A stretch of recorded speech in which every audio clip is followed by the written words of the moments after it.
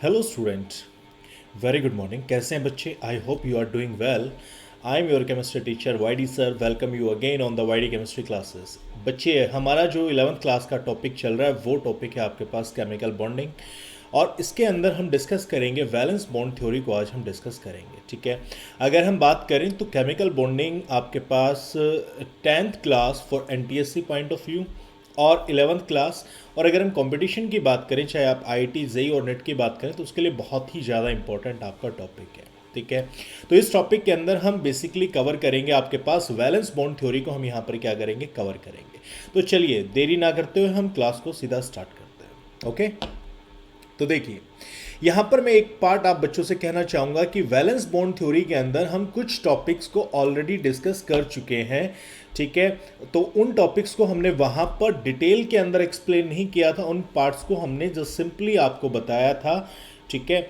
लेकिन आज का जो लेक्चर होगा, प्लीज़ डोंट मिस, कि कभी कोई बच्चे को लगे कि भैया ये चीज़ें तो हम जो है स्टडी कर चुके हैं सर की क्लास के अंदर। नहीं, वहाँ पर हमने उन चीज़ों को थोड़ा सा पार्ट बताया था, लेकिन आज हम यहाँ पर डिस्कस करेंगे कंप्लीटली डिटेल्स के अंदर। तो प्लीज़ इस लेक्चर को बिल्कुल भी मिस मत करना। ओके स्टूडेंट, तो चलिए हम स्टार्ट करते हैं वैलेंस बॉन्ड थ्योरी में कि वैलेंस बॉन्ड थ्योरी एक्चुअली है क्या। वैलेंस बॉन्ड थ्योरी एक्चुअली में होती क्या है। बच्चे, आपके पास एटम्स होते हैं। आपके पास क्या होते हैं? एटम, ठीक है। आपको पता है कि कोई भी एटम जो है वो अपने आप को स्टेबल करना चाहता है। स्टेबल करने के लिए उसके पास कंडीशन है कि वो अपने ऑक्टेट को क्या करे, कंप्लीट करे, ठीक है। अब ऑक्टेट को कंप्लीट करने के लिए उसको क्या करना पड़ेगा? बॉन्ड का फॉर्मेशन करना पड़ेगा। पॉइंट क्लियर है? तो इस वैलेंस बॉन्ड थ्योरी के अंदर हम बेसिकली डिस्कस करेंगे जब भी कोई एक एटम अपने ऑक्टेट को कंप्लीट करता है बॉन्ड फॉर्मेशन करके, तो यहां पर हम डिस्कस करेंगे कि कैसे जो ऑर्बिटल्स हैं वो एक दूसरे के साथ ओवरलैप करेंगे। पॉइंट क्लियर है? ठीक है। तो वैलेंस बॉन्ड थ्योरी जो है वो बेसिकली आपके पास यहां पर पॉइंट एक्सप्लेन करती है कि कैसे आपके पास जो एटम्स के ऑर्बिटल हैं वो एक दूसरे के साथ ओवरलैप करके बॉन्ड का फॉर्मेशन करेंगे। और यहां पर हम बेसिकली डिस्कस करेंगे कोवलेंट बॉन्ड को। किसको डिस्कस करेंगे? कोवलेंट बॉन्ड को हम यहां पर डिस्कस करेंगे, ठीक है। कि कैसे एक एटम किसी दूसरे एटम के साथ ऑर्बिटल्स को ओवरलैप करा के कोवलेंट बॉन्ड का फॉर्मेशन करेगा और कैसे वो अपने ऑक्टेट को कंप्लीट करेगा। Point clear? तो अगर हमें ऑर्बिटल्स के ओवरलैपिंग करानी है तो सबसे पहले हमें पता होना चाहिए शेप ऑफ ऑर्बिटल्स के बारे में हमें पता होना चाहिए, ठीक है। तो आपने जैसे पढ़ा था कि जो एस ऑर्बिटल, एस की बात करें तो एस सेल के अंदर सिर्फ एक ऑर्बिटल होता है। पी के अंदर आपने पढ़े थे 3 ऑर्बिटल होते हैं। डी के अंदर आपने पढ़ा था 5 ऑर्बिटल होते हैं। और एफ के अंदर आपने पढ़ा था कितने ऑर्बिटल होते हैं? 7 ऑर्बिटल्स आपके पास होते हैं। और आप लोगों के जो काम के हैं वो ऑर्बिटल्स आते हैं आपके पास एस पी डी। ये 3 ऑर्बिटल्स आपके लिए क्या होते हैं? यूज के अंदर आते हैं। पॉइंट क्लियर है? तो देखिए, बट ऐसा नहीं है कि हम यहां पर आपको एफ ऑर्बिटल्स की भी शेप को एक्सप्लेन करेंगे। ओके, तो चलिए एक बार आप देख लीजिए किस ऑर्बिटल की कैसी क्या शेप होती है, ठीक है। तो बच्चे, सबसे पहले आपके पास जो ऑर्बिटल है that is your S orbital. कौन सा ऑर्बिटल है बच्चे? एस ऑर्बिटल है। और एस जो है वो आपके पास क्या होता है? स्फेरिकल होता है। एस क्या होता है आपके पास? स्फेरिकल होता है, लाइक ए बॉल, ठीक है। ये जो 3 ऑर्बिटल हैं, these are your P orbitals. कौन से ऑर्बिटल हैं बच्चे? पी ऑर्बिटल्स हैं। आपने एटॉमिक स्ट्रक्चर के अंदर पढ़ा था पी के 3 पार्ट होते हैं, P X, P Y and P Z. तो पी एक्स आपके पास होता है along X axis, P Y होता है आपके पास along Y axis and P Z is along Z axis. तो यहां पर आपके पास क्या है बच्चे? ये एक्स, ये वाई और ये जेड। तो एक्स के अलोंग आपके पास कौन सा ऑर्बिटल हो गया? P X. जब जेड एक्सिस के अलोंग आपके पास ऑर्बिटल लाई करेंगे तो आपके पास पी जेड, और वाई एक्सिस के अलोंग जब लाई करेंगे that will be your P Y orbitals, ठीक है। और ये आपके पास जो है वो डंबल शेप होती है। कैसे शेप होती है बच्चे? डंबल शेप होती है। आपने देखे होंगे ना जिम के अंदर डंबल, तो ये वैसी आपके पास क्या होती है? शेप। Point clear? ये जो है आपके पास, ये है आपके पास डी के ऑर्बिटल्स। ये किसके ऑर्बिटल हैं बच्चे? आपके पास डी के ऑर्बिटल्स है, ठीक है। तो यहां पर अगर हम बात करेंगे तो डी का जो ऑर्बिटल है वो आपने पढ़े थे, डी के 5 ऑर्बिटल होते हैं, D X Y, D Y Z, D Z X, D X square minus Y square and D Z square. ठीक है, और अगर मैं डी जेड स्क्वेयर की बात करूं तो डी जेड स्क्वेयर बेसिकली दो ऑर्बिटल्स का कॉम्बिनेशन होता है, D Z square minus X square plus D Z square minus Y square. ये इन दो ऑर्बिटल्स का क्या होता है बच्चे, कॉम्बिनेशन होता है, जिसके कारण आप डी जेड स्क्वेयर को अगर लिखेंगे तो डी जेड स्क्वेयर को आप ऐसे लिखते हैं कि D two Z square minus X square minus Y square. आप इसको बेसिकली इस तरीके से क्या करते हैं बच्चे, रिप्रेजेंट करते हैं। Point clear? तो देखिए यहां पर हम सबसे पहले बात करते हैं डी एक्स वाई। तो ये जो ऑर्बिटल है D X Y, D Y Z, D Z X, ये ऑर्बिटल दो और ये थर्ड ऑर्बिटल, तो ये ऑर्बिटल्स आपके पास लाई करते हैं बिटवीन द एक्सिस। तो डी में बेसिकली दो तरीके से ऑर्बिटल लाई करते हैं, between the axis and along the axis. Point clear है? इन दो वे से यहां पर ऑर्बिटल लाई करते हैं। तो बिटवीन द एक्सिस कौन कौन से करते हैं, D X Y Z, D X Y, D Y Z and D Z X. और अलोंग द एक्सिस जो ऑर्बिटल लाई करते हैं वो होते हैं आपके पास D X square minus Y square and D Z square. ये ऑर्बिटल्स आपके पास लाई करते हैं अलोंग द एक्सिस। ठीक है, तो जब हमने बात की डी एक्स वाई, तो ये जो ऑर्बिटल लाई कर रहे हैं वो आपके पास देखेंगे एक्स और वाई एक्सिस के बीच में क्या कर रहे हैं, आपके पास लाई कर रहे हैं। आप देखोगे यहां पे तो उनके सेंटर में क्या कर रहे हैं, दो एक्सिस के सेंटर में क्या कर रहे हैं, लाई कर रहे हैं, और वो दो एक्सिस हैं आपके पास X and Y axis. Same way से अगर हम डी एक्स जेड की बात करें तो ये ऑर्बिटल आपके पास लाई करेगा between x and Z axis. तो ये आपके पास जेड एक्सिस है, ये आपके पास एक्स एक्सिस है। तो यहां पर आप देखोगे तो ये आपके पास एक्स और जेड एक्सिस के बीच में ये ऑर्बिटल्स क्या कर रहे हैं बच्चे, आपके पास बेसिकली लाई कर रहे हैं। ठीक है, ये आपके पास है डी जेड स्क्वायर। तो डी जेड स्क्वायर में देखेंगे तो आपके पास एक लूप है अलोंग द जेड एक्सिस। अगर हम यहां पर आपके पास वेव फंक्शंस की बात करें तो यहां पर साइन रहेगा आपके पास पॉजिटिव, और ये जो पार्ट है यहां पर साइन क्या रहेगा आपके पास, नेगेटिव आपके पास साइन रहेगा। ठीक है, तो यहां पर आप देखोगे तो जेड स्क्वायर के अलोंग, जेड एक्सिस के अलोंग है, हमने इसको कैसे मेंशन किया, X square minus Y square. तो ये आपके पास कंप्लीट एक्स और वाई एक्सिस को क्या कर रहे हैं, इन्वॉल्व कर रहे हैं। ठीक है, ये किसके कारण है, इसी के कारण है, क्योंकि ये इन दो ऑर्बिटल्स का क्या होता है बच्चे, कॉम्बिनेशन होता है। तो एक्स और वाई के सामने कौन सा आपके पास साइन है, that is your negative sign. तो इसलिए यहां पर जो चार्ज है वो क्या रहता है आपके पास, नेगेटिव। तो ये नेगेटिव जो चार्ज है लॉस और गेन नहीं है, बेसिकली ये आपके पास बताता है, ये जो चार्ज है प्लस और माइनस, ये आपके पास बेसिकली बताता है इलेक्ट्रॉन्स की मूवमेंट। पॉइंट क्लियर है कि इलेक्ट्रॉन्स किस डायरेक्शन में कैसे आपके पास मूव कर रहे हैं। ओके, फिर हम बात करते हैं डी वाई जेड। तो डी वाई जेड के अंदर जो ऑर्बिटल हैं वो लाई करेंगे between Y and Z axis. तो ये वाई एक्सिस, ये जेड एक्सिस, तो ये ऑर्बिटल्स को आप देखोगे तो वाई और जेड के बीच में क्या कर रहे हैं बच्चे, आपके पास लाई कर रहे हैं। Point clear? अगर हम बात करते हैं D X square minus Y square, तो ये आपके पास along the X axis and along the Y axis आपके पास क्या कर रहे हैं बच्चे, लाई कर रहे हैं। ओके, तो ये आपके पास बेसिकली शेप होती है डी ऑर्बिटल्स की, और डी ऑर्बिटल्स को आप बोलते हैं डबल डंबल। क्या बोलते हैं इनको, डबल डंबल शेप ये आपके पास शो करते हैं, क्योंकि यहां पर आप देखोगे हर के अंदर क्या आपके पास दो डंबल है, दो ऑर्बिटल्स लाई कर रहे हैं। तो एक ऑर्बिटल से एक डंबल, दो ऑर्बिटल है तो टू डंबल्स की तरीके से वो आपके पास होंगे। Point clear? ओके, ये आपके पास है एफ के ऑर्बिटल्स। तो आप इनको देख सकते हैं, बट ये हमारे इतने यूज के हैं नहीं, तो यहां पर हम अपना टाइम बिल्कुल भी ज्यादा स्पेंड नहीं करेंगे। Point clear?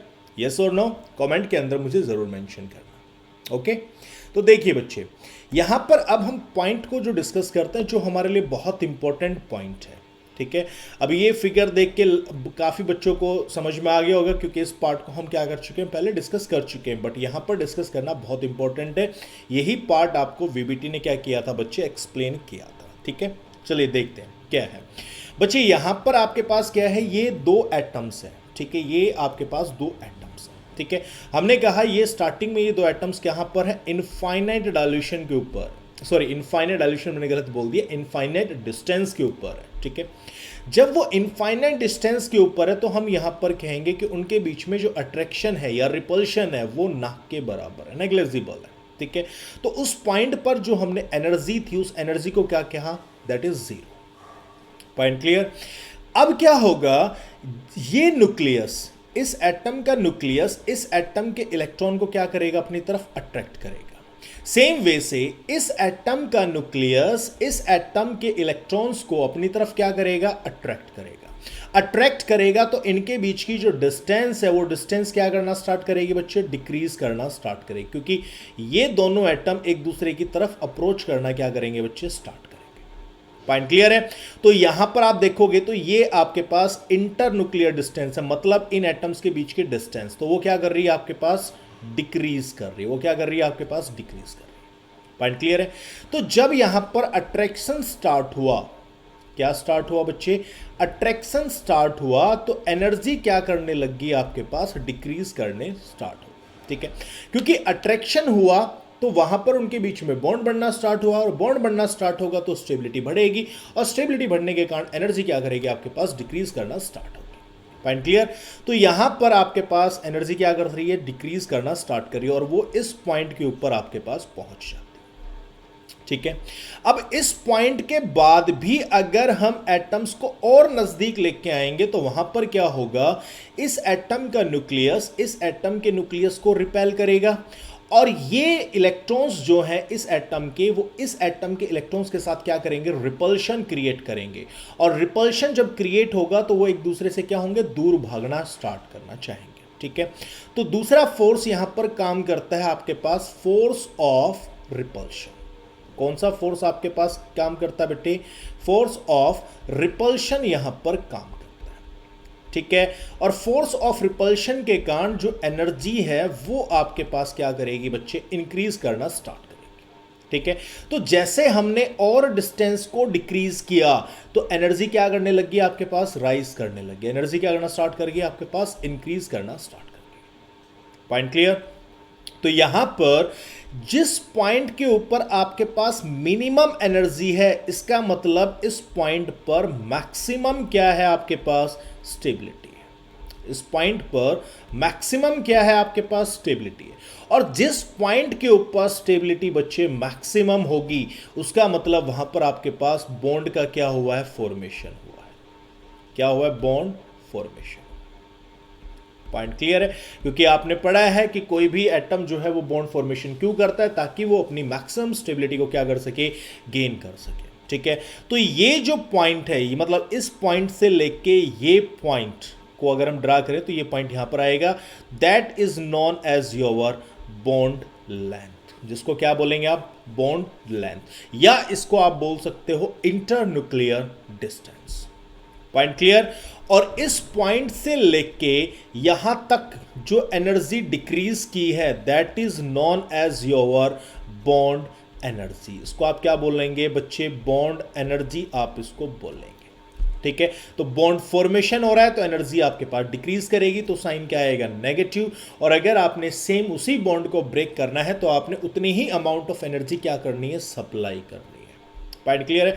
तो जब उतने ही अमाउंट ऑफ एनर्जी को आप सप्लाई करेंगे तो वो एनर्जी जो है that is known as your bond dissociation energy. और बॉन्ड डिसोसिएशन एनर्जी का साइन क्या रहेगा आपके पास, पॉजिटिव रहेगा। पॉइंट क्लियर है। फिर हम बात करें तो इस पॉइंट के बात करें तो इस पॉइंट के राइट हैंड साइड में आपके पास डोमिनेट कर रहा था फोर्स ऑफ अट्रैक्शन। क्या डोमिनेट कर रहा था बच्चे, फोर्स ऑफ अट्रैक्शन। और अगर मैं लेफ्ट हैंड साइड की बात करूं तो यहां पर डोमिनेट कर रहा है आपके पास force of repulsion. Point clear है। और अगर मैं जिस पॉइंट के ऊपर बॉन्ड फॉर्मेशन हुआ, अगर मैं इस पॉइंट की बात करूं तो यहां पर फोर्स ऑफ अट्रैक्शन और फोर्स ऑफ रिपल्शन वो दोनों क्या है आपके पास, इक्वल है। Point clear. ओके, इस पॉइंट पर फोर्स ऑफ अट्रैक्शन और फोर्स ऑफ रिपल्शन क्या है आपके पास, इक्वल है। ठीक है, अब जरा इस पॉइंट को, जिस पॉइंट की मैं बात कर रहा हूं, इस पॉइंट को जरा ध्यान से समझना, बहुत इंपॉर्टेंट पॉइंट है। यही पॉइंट आपका बहुत क्रूशियल पॉइंट है। इसी पॉइंट को मैं दावे के साथ कहता हूं कि अधिकतर बच्चों को इस पॉइंट की समझ नहीं होती है, ये पॉइंट वो गलत प्रेडिक्ट करते हैं। Point clear? तो इस पॉइंट को बहुत ध्यान से समझना। मैंने क्या कहा बच्चे, इस पॉइंट के ऊपर आपका फोर्स ऑफ अट्रैक्शन और फोर्स ऑफ रिपल्शन दोनों क्या है आपके पास, इक्वल है। ठीक है, तो अब जरा सोचिए, अगर बॉन्ड स्ट्रांग है इसका मतलब फोर्स ऑफ अट्रैक्शन क्या है आपके पास, ज्यादा। Point clear? आपके पास फोर्स ऑफ अट्रैक्शन क्या है वहां पर, ज्यादा। लेकिन साथ के साथ जब बॉन्ड फॉर्मेशन हुआ है तो उसी को काउंटर बैलेंस करने के लिए फोर्स ऑफ रिपल्शन भी क्या होगा, ज्यादा होगा। बात आ रही है समझ में? जरा पॉइंट को समझिए बच्चे, ये एक एटम है, ये इस एटम को अपनी तरफ खींच रहा था, लेकिन एक पॉइंट पर आने के बाद ये रुक गया। उसके रुकने का रीजन क्या है, डिस्टेंस के साथ तो उसका अट्रैक्शन और बढ़ना चाहिए था, बट एक पॉइंट पर आके ये रुक गया। उसका रीजन क्या है कि कोई एक फोर्स ऐसा भी है जो इसको और नजदीक आने से क्या कर रहा है, रोक रहा है। और वो फोर्स कौन सा है आपका, that is force of repulsion. Point clear है? तो इस पॉइंट पर, जिस पॉइंट पर बॉन्ड बना, उस पॉइंट के ऊपर फोर्स ऑफ अट्रैक्शन और रिपल्शन दोनों क्या है आपके पास, इक्वल है। पॉइंट क्लियर है? अब जब मैं बात करता हूं बॉन्ड बन रहा है या बन गया है, तो जब मैंने क्या कहा, फोर्स ऑफ अट्रैक्शन और फोर्स ऑफ रिपल्शन बराबर है। ठीक है, अगर फोर्स ऑफ रिपल्शन ही होता तो एनर्जी क्या करती है आपके पास, इंक्रीज करती, और इंक्रीज करती तो पार्टिकल्स एक दूसरे से दूर भागते। रिपल्शन होगा तो पार्टिकल्स एक दूसरे से क्या होते हैं, दूर भागते। बट बॉन्ड में क्या ये एटम एक दूसरे से दूर भागते हैं, नहीं। तो दूर भागते हैं तो आपका जो फोर्स ऑफ रिपल्शन है वो कन्वर्ट होता है किसमें, काइनेटिक एनर्जी में कन्वर्ट होता है। बट यहां पर पार्टिकल दूर नहीं भाग रहे, वो पार्टिकल वहीं पर है। इसका मतलब क्या हुआ, यहां पर ये जो फोर्स ऑफ रिपल्शन है वो आपके पास काइनेटिक एनर्जी को इंक्रीज नहीं करता, ये इंक्रीज करता है किसको, पोटेंशियल एनर्जी को आपका इंक्रीज करेगा। किसको इंक्रीज करेगा, पोटेंशियल एनर्जी को ये क्या करता है आपके पास, इंक्रीज करता है। पॉइंट आ रहा है समझ में या नहीं है? तो मैं यहां पर मेंशन कर देता हूं इस पॉइंट को, और ये बहुत इंपॉर्टेंट पॉइंट है। और इस पॉइंट की जो वैल्यू है वो आप समझ में आती है कहां पर, जब हम 12th क्लास में कोऑर्डिनेशन कंपाउंड पढ़ते हैं, और कोऑर्डिनेशन कंपाउंड के अंदर हम CFT को स्टडी करेंगे। Point clear? तो यहां पर जो फोर्स ऑफ रिपल्शन है वो आपके पास पोटेंशियल एनर्जी को क्या करता है बच्चे, इंक्रीज करता है। Point clear? तो मैं इस पार्ट को एक बार जल्दी से इसको ब्रीफ में एक बार एक्सप्लेन कर देता हूं दोबारा से। हमने क्या कहा, कोई भी दो एटम है, उन एटम्स के न्यूक्लियस, एक का न्यूक्लियस दूसरे के इलेक्ट्रॉन को अट्रैक्ट कर रहा है, इसका न्यूक्लियस दूसरे के इलेक्ट्रॉन को क्या कर रहा है, अट्रैक्ट कर रहा है। उस अट्रैक्शन के कारण एटम्स नजदीक आएंगे, एटम्स के नजदीक आने से एनर्जी क्या कर रही है आपके पास, डिक्रीज कर रही है। जब हम उनको और नजदीक लेकर आएंगे तो वो आपके पास क्या करना स्टार्ट करेगा, इंक्रीज करना स्टार्ट करेगा। अब इसी ग्राफ के ड्यूरेशन एक पॉइंट आता है जहां पर मिनिमम एनर्जी है, इसका मतलब वहां पर स्टेबिलिटी मैक्सिमम है, मींस उन एटम्स के बीच में वहां पर आपका बॉन्ड फॉर्मेशन हो चुका है। ठीक है, that distance is known as internuclear distance, और आप उसको कह सकते हैं that is your bond length. ठीक है, जितना एनर्जी डिक्रीज हुई है that energy is known as bond energy. ठीक है, ये आपका बॉन्ड फॉर्मेशन हुआ है तो यहां पर इसको हम बोलेंगे बॉन्ड फॉर्मेशन एनर्जी, जो कि आपके पास क्या होगी, नेगेटिव होगी। लेकिन अगर हमें उसी बॉन्ड को ब्रेक करना है तो हमें उतनी ही अमाउंट ऑफ एनर्जी क्या करनी पड़ेगी, सप्लाई करनी पड़ेगी। इसका मीन्स क्या है, बॉन्ड फॉर्मेशन और बॉन्ड डिसोसिएशन एनर्जी दोनों क्या होती है बच्चे आपके पास, इक्वल होती है, बट उनकी डायरेक्शन क्या होगी, अपोजिट होगी। Point clear? ओके, तो देखिए अब ये पॉइंट आई होप आप लोगों को क्लियर होगा। ठीक है, अब हम बात करेंगे कि कैसे ऑर्बिटल्स एक दूसरे को ओवरलैप करेंगे। ठीक है, और किस तरीके का वो बॉन्ड फॉर्मेशन करेंगे। बच्चों मैंने आपको बताया था सिग्मा और पाई बॉन्ड के बारे में, मैंने एक बार आपको पहले भी बताया था कि जब हेड टू हेड ओवरलैपिंग होती है तो आपके पास सिग्मा बॉन्ड बनेगा, और साइड वाइज ओवरलैपिंग होती है तो क्या बनता है आपके पास, पाई बॉन्ड आपका फॉर्मेशन होगा। ठीक है, आपको बेटर तरीके से समझ में आए तो आज बिल्कुल भी चिंता ना करें, आज पूरा का पूरा जो लेक्चर है हमारा कंप्लीट लेक्चर्स वो फिगर से ही भरा हुआ है। आपको फिगर से ही हम आज चीज़ों को समझाएंगे ताकि आप लोगों को बेटर तरीके से ये चीज़ें समझ में आए, आपको माइंड बिल्कुल चीज़ों को इमेजिन कर पाए। ठीक है, आई होप आज का लेक्चर आप बहुत एंजॉय करेंगे। ठीक है, और एक चीज़ मैं ज़रूर कहना चाहूँगा बच्चे, अगर आपको हमारी वीडियोस लगता है आप बच्चों के लिए यूज़फुल है, आपकी एजुकेशंस के अंदर दो चीज़ें ऐड कर रही है, तो मैं सिर्फ एक ही चीज़ आपसे कहना चाहूँगा कि प्लीज़ वीडियोस को अपने फ्रेंड के साथ ज़रूर शेयर करें ताकि उनकी भी नॉलेज के अंदर कुछ हम ऐड ऑन कर पाएँ। ठीक है, वो आप तभी करें अगर आपको हमारी वीडियोस पसंद आ रही है तो आप इस चैनल को अपना मानकर वीडियोस को ज़रूर शेयर किया करें अपने फ्रेंड के साथ। ओके, चलिए अब मैं यहाँ पर बात करते हैं इन पॉइंट्स की। ठीक है, तो बच्चे सबसे पहले आपके पास है एस और एस ऑर्बिटल। तो दो बॉल्स जब आपस में ओवरलैप करेंगी तो वो आपके पास क्या होगा बच्चे, इस तरीके से वो ओवरलैप करेंगे, तो ये पार्ट आपके पास क्या होगा, आपका ओवरलैप करेगा। ठीक है, आपके पास अब एक पॉइंट और जरूर समझना कि कोई भी जो ऑर्बिटल्स हैं वो मैक्सिमम हाफ ऑर्बिटल्स को क्या कर सकते हैं, ओवरलैप कर सकते हैं। मैक्सिमम कितने ऑर्बिटल्स को ओवरलैप कर सकते हैं, हाफ। वो जो सेंटर है उस सेंटर को क्रॉस नहीं कर सकते। पॉइंट क्लियर है? ठीक है, सेंटर क्रॉस क्यों नहीं होगा, इस चीज को हम डिस्कस करेंगे, MOT के अंदर हम उसको डिस्कस करेंगे। ठीक है, तो देखिए, तो ये आपके पास हेड टू हेड ओवरलैपिंग होगी, तो इनके बीच में आप इस कंप्लीट को इस तरीके से क्या कर सकते हो, डिजाइन करेंगे। ठीक है, तो जो आपके पास क्या बता रहा है कि यहां पर इलेक्ट्रॉन डेंसिटी क्या हुई है, आपके पास इंक्रीज की है। इस रेड पोर्शन में इलेक्ट्रॉन डेंसिटी क्या की है, इंक्रीज की है। इंक्रीज की है तो उसको आपने क्या कर दिया, इंक्रीज करके दिखा दिया। ठीक है, तो ये ऑर्बिटल्स को आपने साइज को थोड़ा बड़ा किया सेंटर से, तो वो रिप्रेजेंट कर रहा है यहां पर इलेक्ट्रॉन डेंसिटी जो है बॉन्ड की वो क्या है, मैक्सिमम। ठीक है, तो हेड टू हेड ओवरलैपिंग हुई तो वहां पर आपके पास बॉन्ड फॉर्मेशन हुआ, that is your sigma bond. Point clear? अगर हम p ऑर्बिटल की बात करें, ठीक है, तो यहां पर p के हम हेड टू हेड ओवरलैपिंग करा रहे हैं।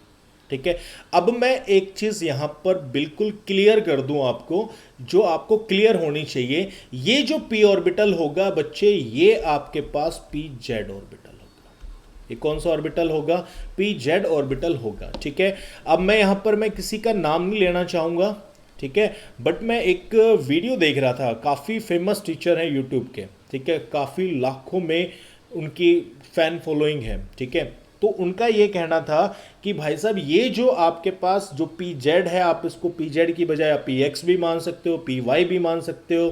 ठीक है, आप जो है एक बॉन्ड जो सिग्मा बनेगा P के बीच में, वो चाहे आप PX के बीच में दिखाएं, PY के बीच में दिखाएं या PZ के बीच में दिखाएं, कोई फर्क नहीं पड़ता। ठीक है, बट वो पॉइंट वहां पर बिल्कुल गलत है।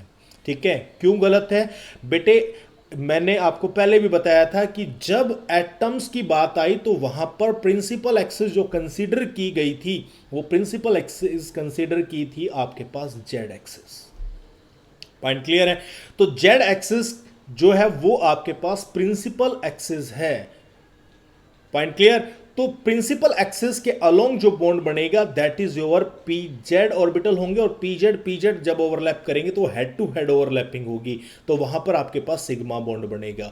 अगर आपने कहा कि X के अलोंग सिग्मा बनेगा, दैट इज रॉन्ग। Y के अलोंग सिग्मा बनेगा, दैट इज ऑल्सो रॉन्ग। ये क्वेश्चंस IIT के अंदर पूछा हुआ क्वेश्चन है कि P के कौन सा ऑर्बिटल सिग्मा बॉन्ड का फॉर्मेशन करता है, और वहां पर आपके पास तीनों ही ऑप्शन थे, PX, PY, PZ and none of this. Point clear? तो यहां पर आपके पास अगर कोई भी होता तो भाई आपका जो है क्वेश्चन ही वहां पर क्या हो जाता, गलत हो जाता। ठीक है, तो सिर्फ ऑर्बिटल जो होगा वो आपके पास कौन सा होगा, PZ ऑर्बिटल होगा। बहुत इंपॉर्टेंट पॉइंट है, और मैं NTSC वाले बच्चों से कहना चाहूंगा कि भैया आपके लिए तो ये मतलब बहुत ही क्या कहते हैं, हॉट क्वेश्चन, NTSC के लिए तो बहुत हॉट क्वेश्चन है ये। ठीक है, इस तरीके का सवाल अभी तक पूछा हुआ नहीं है, तो इसलिए आप लोगों के लिए तो बहुत इंपॉर्टेंट है क्वेश्चन। तो यहां पर क्या हुआ, इन ऑर्बिटल्स ने क्या की, हेड टू हेड ओवरलैपिंग की। ठीक है, हेड टू हेड ओवरलैपिंग से इनके बीच में कौन सा बॉन्ड बनेगा, आपके पास सिग्मा बॉन्ड आपका फॉर्मेशन होगा। ठीक है, सेम वे से अगर हम बात करेंगे P के जो बाकी बचे ऑर्बिटल्स, तो यहां पर आपके पास मान लीजिए मैं इसको जेड एक्सिस मान लेता, सॉरी X मान लेता हूं, PX। ठीक है, PX, तो PX में यहां पर क्या होगी बच्चे, आपके पास साइड वाइज ओवरलैपिंग होगी। कौन सी ओवरलैपिंग होगी, आपके पास साइड वाइज ओवरलैपिंग होगी। ठीक है, साइड वाइज ओवरलैपिंग से यहां पर जो बॉन्ड बनेगा वो आपके पास कौन सा बनेगा, पाई बॉन्ड आपका फॉर्मेशन होगा। ठीक है। तो यहां पर अगर हम बात करते हैं बच्चे, तो ये आपके पास जो है आपका सिग्मा बॉन्ड बनेगा along the P X, sorry P Z. Pi bond आपके पास फॉर्मेशन होता है आपके पास along P X and along P Y. ठीक है। तो P का Z जो ऑर्बिटल है, पी जेड, जेड एक्सिस का अलोंग जो ऑर्बिटल है दैट इज और P Z orbital that form sigma bond, and orbital of P along X and Y axis forms the pi bond. Okay. तो चलिए देखिए बच्चे, यहां पर आपके पास ये डायग्राम है। इस डायग्राम में आप देखेंगे कि ये आपके पास कौन से हैं बच्चे, जेड, पी जेड। तो पी जेड के अंदर ये यहां पर मैं आपको एक्चुअली जो चीज समझा रहा हूं कि भैया पी के तीनों ऑर्बिटल्स की मैं बात कर रहा हूं, पी के 3 ऑर्बिटल्स की मैं बात कर रहा हूं। ठीक है। तो तीनों ऑर्बिटल्स में क्या क्या है, तो बच्चे ये आपके पास हो गया जेड, ठीक है, ये हो गया आपके पास वाई एक्सिस और ये हो गया आपके पास एक्स एक्सिस।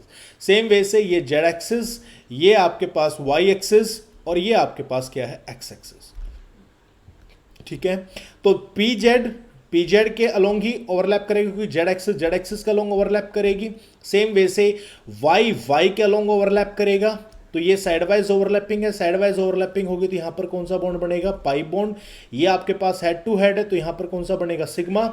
और पी एक्स और पी एक्स बी जो है वो आपके पास क्या करेंगे बच्चे, साइड वाइज ओवरलैपिंग करेंगे तो यहां पर आपके पास क्या बनेगा, पाई बॉन्ड का फॉर्मेशन होगा। पॉइंट आ रहा है समझ में या नहीं है? ऐसा नहीं होगा कि पी जेड के ऑर्बिटल को आप पी एक्स के साथ ओवरलैप कराओ, क्योंकि ऑर्बिटल्स जो ओवरलैप करते हैं वो ओवरलैप करेंगे along the axis. Point clear है? अगर मैं आपको इस पॉइंट को समझाना चाहूं तो इस पॉइंट को समझाने के लिए मैं आपको एक एग्जांपल देता हूं। ठीक है बच्चे, ये एक पेन है, ये एक पेन है, देखो दिख रहा होगा आपको, ये एक पेन है। ठीक है। और ये इसकी कैप है, कैप भी शायद दिख रही होगी आप लोगों को, देखो ये कैप है, हाँ दिख रही है आपको। ठीक है। ओके। तो अगर मैं इस कैप की और पेन की ये डायरेक्शन रखूं तो क्या ये ओवरलैप करेंगे? नहीं। या कर सकते हैं? नहीं। ठीक है। इन दोनों की डायरेक्शन मैं क्या रखूंगा, सेम रखूंगा, तो ही ये क्या करेंगे आपके पास, ओवरलैप करेंगे। सेम चीज किसके अंदर, कोवलेंट बॉन्ड के अंदर है कि अगर डायरेक्शन सेम हुई तो ही वो ओवरलैप करेंगे। इसका मतलब पी एक्स का लॉन्ग ओवरलैप करेगा, पी वाई के साथ ओवरलैप करेगा अलोंग वाई एक्सिस, और पी जेड के साथ ओवरलैप करेगा along the Z axis. Point clear है? तो यहां पर बात किसकी है, डायरेक्शन की बात है। तो आप यहां पर क्या ऐड ऑन करेंगे पॉइंट को कि भैया जो कोवलेंट बॉन्ड है that is your directional bond. क्या पॉइंट ऐड करेंगे भैया, मैं लिख देता हूं एक बार, covalent bond is a directional bond. Covalent bond is a directional bond. ये बच्चे कैसा बॉन्ड है आपके पास, ये एक डायरेक्शनल बॉन्ड है आप लोगों के पास। पॉइंट क्लियर, यस और नो? ठीक है। अब देखिए जो नेक्स्ट है वो है आपके पास एस ऑर्बिटल की, और अगर मैं पी ऑर्बिटल्स की बात करूं तो ये आपके पास किस तरीके का ओवरलैपिंग शो करेगा। ठीक है बच्चे, आप पी का कोई भी ऑर्बिटल ले लें, मान लीजिए मैंने पी का ये ऑर्बिटल लिया और आप एस का ऑर्बिटल लिया। ठीक है। तो बच्चे आप पी के किसी भी ऑर्बिटल, आप चाहे पी का एक्स ऑर्बिटल ले, पी का चाहे वाई ऑर्बिटल ले, चाहे पी का आप जेड ऑर्बिटल ले। सेम वे से आप डी का कोई भी ऑर्बिटल ले, चाहे डी एक्स वाई ले, डी वाई जेड लें, डी जेड एक्स लें, D X square minus Y square लें, या आप डी जेड स्क्र लें, कोई भी ऑर्बिटल लें। तो एस ऑर्बिटल जो है वो ऑलवेज आपके पास इंटरेक्ट करेगा हेड टू हेड, और वहां पर वो फॉर्मेशन करेगा सिग्मा बॉन्ड, जिसको आप बोलेंगे सिग्मा एसपी, जिसको आप क्या बोलेंगे, सिग्मा एसपी। पॉइंट क्लियर है? तो आप यहां पर पॉइंट को नोट कर लेना कि S orbital always form sigma bond. ठीक है। एस ऑर्बिटल जो है वो कभी भी पाई बॉन्ड का फॉर्मेशन नहीं करता है। Point clear? ओके। अब कोई बच्चा सोचे कि भाई नहीं, मैं तो देखो इस तरीके से लिख लेता हूं, ठीक है, और यहां पर एस को मैं ओवरलैप कराऊं। ठीक है। तो बच्चे एस पे या तो पॉजिटिव होगा या वो नेगेटिव होगा। ठीक है। पी में एक लूप पॉजिटिव होगी, दूसरी लूप क्या होगी, नेगेटिव होगी। आप इनको ओवरलैप करा के देखें। Point clear? आप इनको ओवरलैप कराएं, प्लस प्लस माइनस प्लस। तो बेटे यहां पर आपके पास जो है प्लस और माइनस आपके पास जब ओवरलैप करेंगे तो वो आपके पास एमओटी के अंदर आपके पास पॉइंट आएगा, वो होते हैं एंटी बॉन्डिंग, जो आपके पास स्टेबिलिटी को क्या करते हैं, डिक्रीज करते हैं। प्लस और plus that is your bonding, जो आपके पास स्टेबिलिटी को क्या करेंगे, इंक्रीज करेंगे। तो कहने का मतलब क्या हुआ, अगर s ऑर्बिटल p के साथ इस तरीके से ओवरलैप करेगा तो उसका मतलब क्या हुआ, जितनी बॉन्ड जितनी स्टेबिलिटी बढ़ी उतनी स्टेबिलिटी घट गई, इसका मतलब कोई बॉन्ड फॉर्मेशन हुआ ही नहीं। पॉइंट क्लियर है। तो इसलिए s ऑर्बिटल जो है वो ऑलवेज आपके पास फॉर्मेशन करेगा sigma bond, either it combine with itself or combine with any orbital of p or any orbital of d, even if s combine with f orbitals, any orbitals of f, then it always form sigma bond. Point clear? Okay, चलिए ये जो part है इस part को अब हम discuss करते हैं। यहां पर हम दो पॉइंट को डिस्कस करेंगे। किसको पॉइंट को डिस्कस करेंगे बच्चे, दो पॉइंट को डिस्कस करेंगे। पहला पॉइंट है आपके पास स्टेबिलिटी, ठीक है, पहला पॉइंट क्या है, स्टेबिलिटी। स्टेबिलिटी मींस सिग्मा और पाई में से ज्यादा स्टेबल कौन सा है, ठीक है। दूसरा पार्ट आपका ऑटोमेटिकली क्लियर होगा कि sigma bond always form first before pi bond. मतलब शायद हो सकता है मेरी इंग्लिश थोड़ी स्ट्रांग है तो ये जो सेंटेंस लिखा है वो मे भी गलत हो सकता है, ठीक है, बट कहते हैं कि बच्चे शब्दों पे ना जाए भावनाओं पे जाओ। भाई कहना मैं क्या चाहता हूं उस पे जाइए आप। मेरा कहने का मतलब है कि जब भी आपके पास बॉन्ड फॉर्मेशन होगा पाई बॉन्ड, तो उससे पहले आपका सिग्मा बॉन्ड ऑलरेडी क्या होगा, बन चुका होगा, ठीक है। ये मेरी भावना है, उसको समझिए। वर्ड्स हो सकता है कि इधर उधर हो गए हो, बट भावनाएं ये है मेरी कहने की, ठीक है। तो आप इस पार्ट को समझिए। तो देखो बच्चे आपके पास क्या होगा, ये आपके पास भैया ये मान लेते हैं ये ऑर्बिटल जो है वो है आपके पास पी जेड, ठीक है। ये ऑर्बिटल जो है वो है आपके पास पी एक्स। Point clear. ये आपके पास वही आपका पी जेड और ये ऑर्बिटल आपके पास क्या है, पी एक्स, ठीक है। पी जेड जब इन ऑर्बिटल्स को आप नजदीक लेके आओगे तो भैया ये ओवरलैप करेंगे, ये ओवरलैप करेंगे, तो उससे पहले इनके ओवरलैप करने से पहले ये ऑर्बिटल्स क्या कर चुके होंगे, ओवरलैप कर रहे होंगे, ठीक है। मतलब क्या हुआ, जब भी कोई पाई बॉन्ड बनेगा उससे पहले आपका सिग्मा बॉन्ड क्या होगा बेटे, फॉर्मेशन हो चुका होगा। पॉइंट क्लियर है। दूसरी बात, जब आपने ये पाई बॉन्ड बनाना है तो इनको और नजदीक लेके आना पड़ेगा, ठीक है। तो जितना इनको नजदीक लेके आओगे, ये मान लीजिए आपके पास पी जेड, ये पी जेड और ये ऑर्बिटल जो मेरी फिंगर है ये आपके पास, सॉरी थंब मेरा पी एक्स ऑर्बिटल और फिंगर जो है वो आपके पास पी जेड है, ठीक है।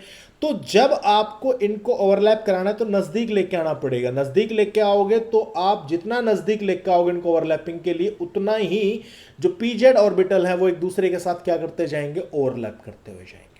कहने का मतलब क्या है कि जो सिग्मा बॉन्ड है उसके अंदर जो एक्सटेंड या हम कहें जो एरिया है ओवरलैपिंग का वो ज्यादा है compare to the pi bond, ठीक है। तो मैं यहां पर रीजन लिख देता हूं इसका रीजन क्या होगा कि area of overlapping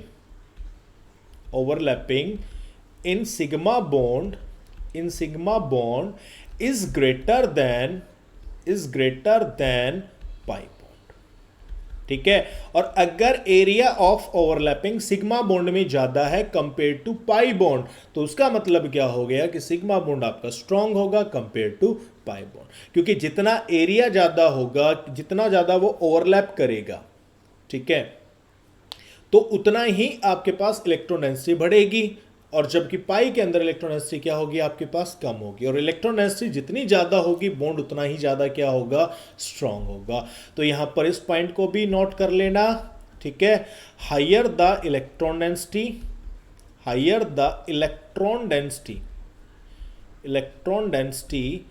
in bond, higher the stability. Point clear, okay. Comment के अंदर जरूर मेंशन करना ये पॉइंट आपको क्लियर है या नहीं है, ओके। चलिए नेक्स्ट जो है यहां पर हम बात करेंगे कि अब मॉलिक्यूल कैसे बनेंगे, कैसे एटम जो है वो उनके ऑर्बिटल्स ओवरलैप करके कैसे एक मॉलिक्यूल तैयार करेंगे। ठीक है बच्चे, देखो हाइड्रोजन और हाइड्रोजन की बात कर रहे हैं, तो हाइड्रोजन की मैं बात करूंगा तो यहां पर आपके पास इलेक्ट्रॉनिक कॉन्फ़िगरेशन होता है 1s1। मीन्स यहां पर s का जो ऑर्बिटल है उसमें कितने इलेक्ट्रॉन है, एक। आपने पढ़ा है कि यहां पर कितने इलेक्ट्रॉन आ सकते हैं, मैक्सिमम एक ऑर्बिटल के अंदर 2 इलेक्ट्रॉन आपके पास आएंगे।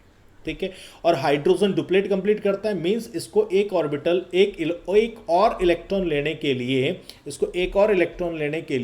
इसको क्या करनी पड़ेगी बच्चे, ओवरलैपिंग इसको करनी पड़ेगी। ठीक है, तो ये चूज करेगा कोई दूसरा हाइड्रोजन का एटम।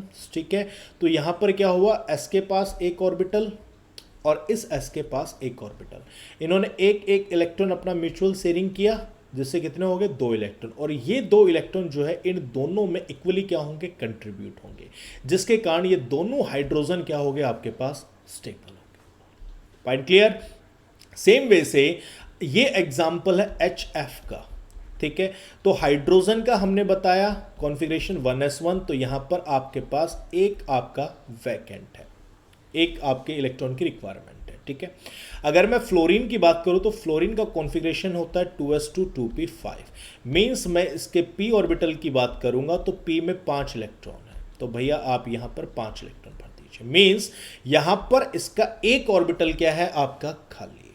ये एक ऑर्बिटल क्या है, खाली है। ठीक है, अब ये जो एक ऑर्बिटल है भाई, ये आपके पास px भी हो सकता है, py भी हो सकता है, pz भी हो सकता है, कोई भी ऑर्बिटल हो सकता है। ठीक है, क्योंकि s जो है वो p के किसी भी ऑर्बिटल के साथ जब ओवरलैप करेगा तो वो कौन सा बॉन्ड बनाएगा, सिग्मा बॉन्ड फॉर्मेशन करेगा। तो यहां पर आप ये नहीं कह सकते कि ये सिर्फ pz ही है, ये आपका px भी हो सकता है, py भी हो सकता है। उसका रीजन है क्योंकि यहां पर इन सभी ऑर्बिटल्स, इन तीनों ऑर्बिटल्स की एनर्जी क्या है, बराबर है। तो यहां पर ये आइडेंटिफाई करना मुश्किल है कि भैया ये px के साथ एक इलेक्ट्रॉन है या py ऑर्बिटल में एक इलेक्ट्रॉन है या pz में आपका एक इलेक्ट्रॉन है। Point clear. तो यहां पर देखो s में एक इलेक्ट्रॉन और F फ्लोरीन के P में एक अनपेड इलेक्ट्रॉन है, तो वो अनपेड इलेक्ट्रॉन इसने कंसीडर किया है pz के अलोंग। ये आपका px भी हो सकता है, ये आपके पास py भी हो सकता है। Point clear. तो अब S जो है P के साथ जब ओवरलैप करेगा तो ये ओवरलैपिंग इसकी क्या होगी, हेड टू हेड ओवरलैपिंग होगी। हेड टू हेड ओवरलैपिंग के कारण यहां पर क्या बना, सिग्मा बॉन्ड बना, जिसको आप क्या बोलोगे, सिग्मा sp आप इसको बोलोगे। ऊपर वाले को क्या बोलोगे, सिग्मा ss ओवरलैपिंग आप उसको बोलेंगे। Point clear. तो यहां पर आपके पास जो है, आपके पास क्या होगा बच्चे, यहां पर ये जो sp है आप इसको लिख सकते हो सिग्मा spx लिख सकते हो, सिग्मा spy लिख सकते हो, सिग्मा spz भी आप इसको लिख सकते हो। ये इन तीनों में से कोई सा भी आपके पास हो सकता है। Point clear.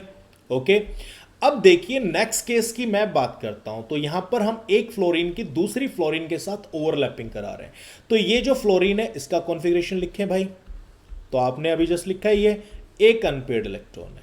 ठीक है, यहां पर ये जो फ्लोरीन है इसके पास भी क्या है, आपके पास एक अनपेड इलेक्ट्रॉन है। ठीक है, अब आप एक बार इस वीडियो को पॉज करें और मुझे ये बताएं कि ये p ऑर्बिटल कौन सा होगा।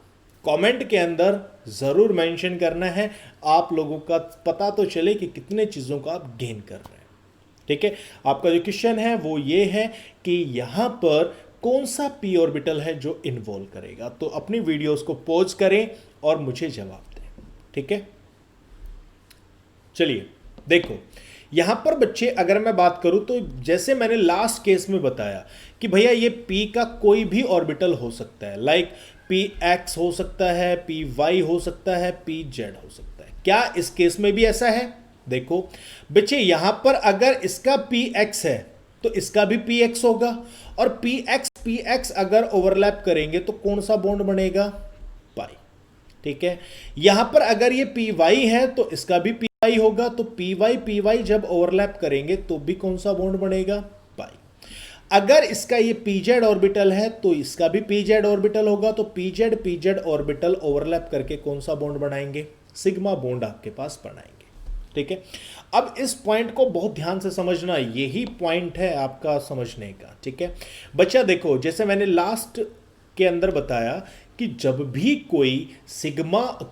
कोई पाई बॉन्ड बनेगा तो पाई बॉन्ड से पहले कौन सा बॉन्ड बनेगा? सिग्मा। ठीक है, तो अगर यहां पर पाई बॉन्ड बनता है तो उससे पहले कौन सा बॉन्ड बनेगा? सिग्मा। तो एक बॉन्ड तो पाई हो गया, दूसरा बॉन्ड क्या हो गया? सिग्मा। को क्या होना चाहिए? Double bond. लेकिन ये कौन सा है? एक एक इलेक्ट्रॉन की शेयरिंग हो रही। कितने इलेक्ट्रॉन की हो रही? एक एक इलेक्ट्रॉन की शेयरिंग हो रही। तो यहां पर कौन सा बॉन्ड बनेगा? सिंगल बॉन्ड बनेगा, ना कि डबल बॉन्ड। तो सिंगल बॉन्ड बनेगा मतलब एक ही बॉन्ड बनेगा, तो एक बॉन्ड बनेगा मतलब पहला बॉन्ड। तो पहला बॉन्ड कौन सा होगा? Sigma bond. तो सिग्मा बॉन्ड होगा तो वो आपका कहां पर होगा? पी जेड और पी जेड के बीच में आपका बॉन्ड बनेगा। तो यहां पर ये जो है 2pz होगा और ये भी आपके पास क्या होगा? 2pz होगा। पॉइंट क्लियर है? और ये जो ऑर्बिटल बनेगा, ये जो ओवरलैपिंग जो होगी वो आपके पास क्या होगी? क्या कहलाएगी? 2pz pz ओवरलैपिंग, ये आपके पास कहलाएगी। पॉइंट क्लियर है? तो जब आपने हाइड्रोजन का फ्लोरीन के साथ किया तो वहां पर वो कोई भी बॉन्ड हो सकता, कोई भी ऑर्बिटल हो सकता था पी का, क्योंकि हाइड्रोजन का एस ऑर्बिटल किसी के साथ भी ओवरलैप करता तो वो सिग्मा ही बॉन्ड बनाता। ठीक है, लेकिन फ्लोरीन जब ओवरलैप कर रहे हैं तो वहां पर स्पेसिफाई होगा कि भैया सिग्मा बॉन्ड बनेगा या पाई बॉन्ड बनेगा। उस चीज को देखते हुए हमने स्पेसिफाई किया कि यहां पर जो आपके पास ऑर्बिटल होंगे वो आपके पास कौन से होंगे? pz के आपके पास ऑर्बिटल होंगे। बात आ रही है समझ में? यस और नो कमेंट में मुझे जरूर मेंशन करना, इंतजार रहेगा आपके कमेंट का मुझे। ठीक है भाई चलिए, अब हम बात करते हैं यहां पर ऑक्सीजन की। जो पहला जो केस है वो है भैया आपके पास ऑक्सीजन का। ये ऑक्सीजन का एक एटम है, ये ऑक्सीजन का एक एटम है। ठीक है, ऑक्सीजन की बात करें तो ऑक्सीजन का कॉन्फ़िगरेशन लिखेंगे आप तो होगा 2s2 2p4। मतलब क्या हुआ? यहां पर p में भैया 4 इलेक्ट्रॉन है, तो 1 3 4। ठीक है, मतलब यहां पर 2 ऑर्बिटल क्या है आपके पास? अनपेयर्ड है। ठीक है, मींस यहां पर 2 बॉन्ड फॉर्मेशन होंगे ऑक्टेट कंप्लीट करने के लिए। सेम वे से इस ऑक्सीजन के पास भी 2 अनपेयर्ड इलेक्ट्रॉन है, मींस 2 इलेक्ट्रॉन ये देगा, 2 इलेक्ट्रॉन ये देगा, मींस 1 इलेक्ट्रॉन आएगा इस ऑर्बिटल से, 1 इलेक्ट्रॉन होगा इस ऑर्बिटल से। सेम वे से दूसरे ऑक्सीजन के पास से क्या होगा भैया? 1 इलेक्ट्रॉन जाएगा इस ऑर्बिटल का, 1 इलेक्ट्रॉन जाएगा इस ऑर्बिटल का। अब ये कौन से होंगे? तो अब जब डबल बॉन्ड बनेगा, क्योंकि 2 बॉन्ड बनेंगे तो यहां पर एक चीज तो क्लियर है, एक बॉन्ड आपके पास क्या है? सिग्मा बॉन्ड है, और दूसरा बॉन्ड क्या होगा? पाई। तो सिग्मा जो बॉन्ड बनेगा वो इनके बीच में आपका बनेगा, इनके बीच में क्या बनेगा आपका? सिग्मा बॉन्ड बनेगा। तो ये जो बनाने वाले बॉन्ड है वो आपके पास कौन से हैं? Sigma P Z. Point clear है? अब ये जो बॉन्ड बनेगा वो आपके पास होगा पाई बॉन्ड। ये बॉन्ड कौन सा होगा बेटा? Pi bond. अब ये जो पाई बॉन्ड है ये आपके पास हो सकता है पाई पी एक्स भी हो सकता है और पाई पी वाई भी ये आपके पास हो सकता है। पॉइंट क्लियर है? और जब आप इसको रिप्रेजेंट करेंगे तो इस तरीके से रिप्रेजेंट करेंगे, ये जो इलेक्ट्रॉन डेंसिटी है, ये जो इलेक्ट्रॉन डेंसिटी है that is due to sigma, और ये जो इलेक्ट्रॉन डेंसिटी है वो किसके कारण है बेटा? पाई के कारण है। ये किसके कारण है? पाई के कारण ये आपके पास इलेक्ट्रॉन डेंसिटी है। अब पॉइंट आएगा कि सर पाई के कारण तो इलेक्ट्रॉन डेंसिटी ऊपर और नीचे दोनों तरफ है ना? इलेक्ट्रॉन डेंसिटी ऊपर भी है और नीचे भी है ना? तो अब इस पॉइंट को भी जरा ध्यान से समझना बच्चे। आपने एटॉमिक स्ट्रक्चर के अंदर पढ़ा था इलेक्ट्रॉन क्या कर रहा होता है? मूव कर रहा होता है इन द सर्कल। तो अगर इलेक्ट्रॉन मूव कर रहा है इन द सर्कल तो इलेक्ट्रॉन की जो पोजीशन है वो फिक्स नहीं है। वही आपने वेव फंक्शन के अंदर आपने स्टडी किया था साई और साई स्क्वायर के अंदर। साई स्क्वायर क्या बताता था? इलेक्ट्रॉन पाए जाने की पॉसिबिलिटी, और साई क्या बताता था? मूवमेंट ऑफ इलेक्ट्रॉन को वो बताता था। ठीक है, कि भैया एटम के अंदर जो इलेक्ट्रॉन है वो रिवॉल्व कर रहा है, इसलिए उसकी पोजीशंस को आइडेंटिफाई करना क्या है? मुश्किल है, बट हमें ये पता है कि ये इलेक्ट्रॉन जो है वो इस एरिया के अंदर क्या है? प्रेजेंट। ठीक है, तो इसलिए हमने ये जो पाई की जो अबाव और बिलो, तो ये आपके पास क्या बता रहा है? Probability of finding the electron, वो इस रीजन के अंदर क्या होगा? आपके पास प्रेजेंट होगा। पॉइंट क्लियर है? यस और नो कमेंट मुझे जरूर करना भाई। ठीक है, अब देखो भाई, यहां पर अगर मैं बात करता हूं सिग्मा की, किसकी बात करता हूं भैया मैं, सिग्मा, सॉरी नेक्स्ट केस की बात करता हूं। तो नेक्स्ट जो केस है वो है आपके पास N2 का। किसका केस है बच्चे, N2 का केस है। तो ये एक नाइट्रोजन का एटम है, ये दूसरा नाइट्रोजन का एटम है। तो नाइट्रोजन की मैं बात करता हूं तो कॉन्फ़िगरेशन होता है 2s2 2p3। तो यहां पर p में 3 इलेक्ट्रॉन है, ये 3 इलेक्ट्रॉन है। p में कितने इलेक्ट्रॉन है बेटा, 3। यहां पर 3 unpaired electron. 3 unpaired electron means इसको स्टेबल होने के लिए 3 बॉन्ड बनाने पड़ेंगे दूसरे नाइट्रोजन के साथ। तो यहां पर एक होगा सिग्मा बॉन्ड, 2 बॉन्ड होंगे आपके पास पाई बॉन्ड। पॉइंट क्लियर है।